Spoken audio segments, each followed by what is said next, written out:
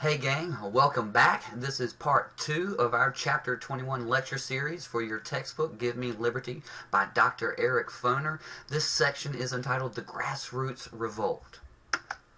The focus question for this section is who were the main proponents of economic justice in the 1930s and what measures did they advocate? We discussed in the previous lecture series how the labor movement in the United States faced a significant decline after World War I, mainly due to its associations with socialism and communism, which had quickly become anathema in American politics after the onset of the Russian Revolution and what many feared would be a worldwide spread of communism. Well, the Great Depression inspired a new surge of labor activity. Of course, most of those who were most affected by the Depression were your average everyday American workers, and they were not going to take this situation lying down. There was a new massive mobilization of millions of workers in mass production industries, and for the first time in American history, the federal government, the Roosevelt administration, seemed to be on the side of labor and not on the side of the employers.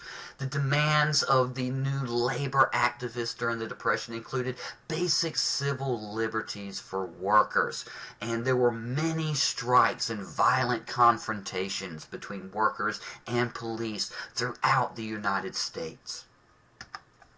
A new labor organization arose in this period that sought to be more inclusive than many of the previous union organizations.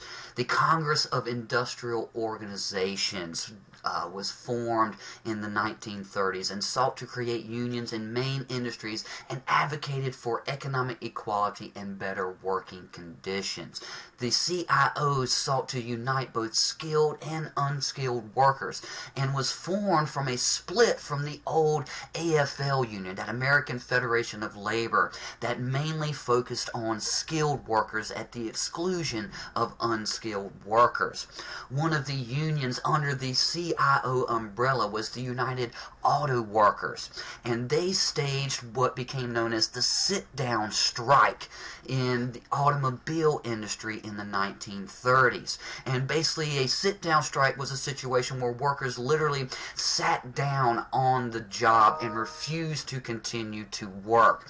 And this was a new practice that was unprecedented in the labor movement, and it sought to address the issue of owners hiring scabs, which was a term used for people that were hired to replace striking workers.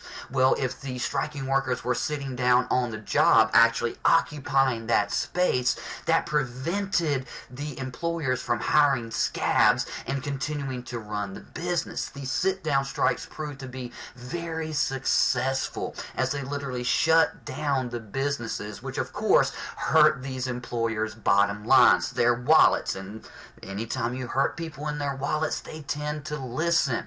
These sit-down strikes, as I said, proved to be extremely successful and spread throughout industrial America. And mainly as a result of these sorts of sit-down strikes and other activities like that, coupled with this new support for unions from the Roosevelt administration, more businesses and industries began to accept unionization among their ranks, including General Motors in 1937, the entire steel industry in 1938, and Ford Motors in 1941. The CIO developed a new program for federal action which included public housing, universal health care, and unemployment and old age insurance.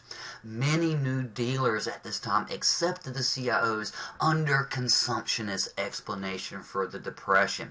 And essentially what that meant was that too many workers did not make enough in wages to fully participate in the consumer economy. Therefore, there was not enough overall consumption to keep the engines of the economy properly rolling along.